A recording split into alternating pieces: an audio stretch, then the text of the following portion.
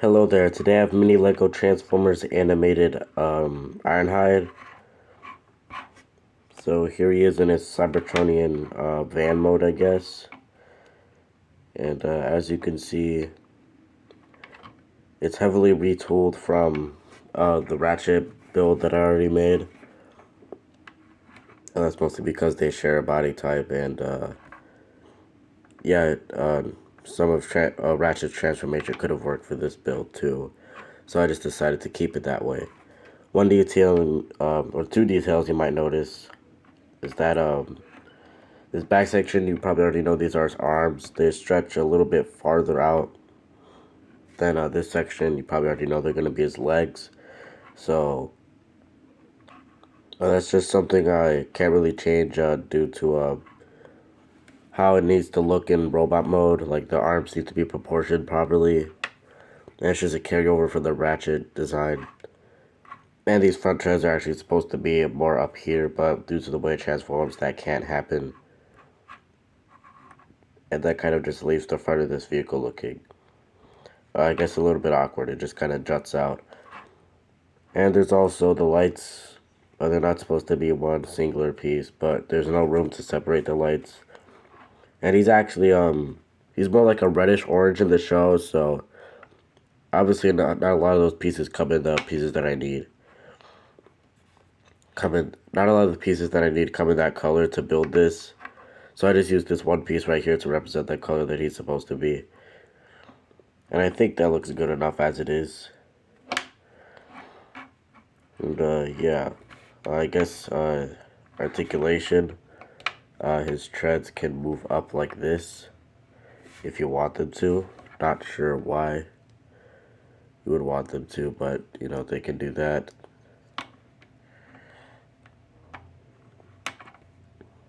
Alright, now I'm gonna get to the size comparisons. Here he is with the rest of my animated builds. Here he is with all this other stuff.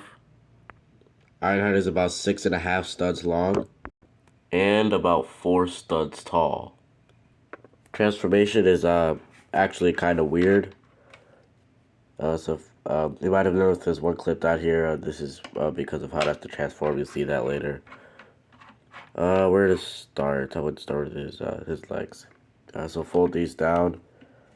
This entire back section down, and then fold this all the way up onto the sides of his legs, and that creates a kind of shape like this. Yeah, this is the part which is kind of weird because you split the arms from the back like Ratchet, but there's not enough clearance for them to go over these panels. Well, not these panels. This bar and this bar piece underneath here kind of pushes the piece up, but I'm fine with this because actually the way it pushes it up, it doesn't actually disconnect it entirely. So if this were a real figure, I would imagine this would just have I guess a piston mechanism that would push the arms up, or just have enough clearance. But basically you want to rotate that all the way around so that you get an orientation like this, where the tread is now on his back and his arm is on the outside. And swivel these, or his legs out to the side for clearance. Same thing on the other side. And after you've done that, you will fold this section down. And as you can see, his legs don't look quite right, so the way I built this was that it's on a bar and clip section instead of the hinge like the actual Ratchet figure. I changed it up a little bit. So basically, this is the reason why it's only on one clip. You fold it out like that and then swivel it around. Kind of like that. It kind of like swivels the legs around so that it comes forward, which is a pretty neat it's a pretty neat trick. And then you fold the arms down. And that is essentially Ironhide in his robot mode. And I think it looks pretty good. The main inaccuracy is that these tread pieces don't actually become his legs. They're like the size of his legs, but there's not enough room to make that happen and all that. So yeah. And I guess the treads up here, it's supposed to be down here, but you know, once again, not enough room. And I guess this kind of represents the panel that's on the back of that's on its back in robot mode, which is, I guess that's semi-accurate to the overall silhouette of his design, but where the section should be, no, it's not accurate. But honestly, it's good enough. I don't think it looks terribly bad. I think I think you could still recognize it as animated Ironhide. It is a Cybertronian mode. I guess for articulation, unlike Ratchet, he can actually look up. Can Ratchet do that? Actually, yes, Ratchet can look up.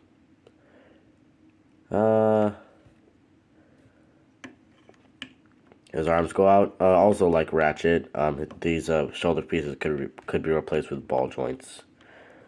But he just decided against that. He doesn't really need ball joints. And actually, I could have done ball joints since I don't really need Waspinator anymore, or Wasp, but whatever, yeah, that's basically all of his articulation. And I guess he could kind of do that. Not sure why anybody would want to do that, though. Oh, wait. Yeah, he kind of has a waist swivel, actually. So yeah, he does have more articulation than Ratchet. He kind of has a waist swivel. That's actually kind of cool. It's not really like the perfect center, but I think it's good enough. Yeah, that's pretty cool. He basically has a universal joint at his waist. I'm just trying to fill in the time. Let's just go to comparisons. I don't know how I almost missed this, but for accessories, he has this part. They probably don't know what that is, so let me show you. So you take this piece off, and I found this piece. It's actually like a silver piece. So it's that one scene in Transformers Animator where he's like, he's in like the training with Sentinel Prime, and he's like, hit me with everything you've got, sir. And then Dark of the Moon comes around, but we're not talking about that. Basically, it's the silver part he puts on his stomach. It's a bit low, but I think it's in the right place. But I'm pretty sure this is actually like fake Lego. So with real Lego, this is what it would look like. So yeah, I still kind of prefer this though. It has like the silver sheen to it, but it's fake Lego. So yeah, you got those options. And here is Ironhide with the rest of my animated builds. He is about 6 studs tall. And here he is with this stuff. And that's all I have for now, so I'll see you guys next time, finally with Shockwave.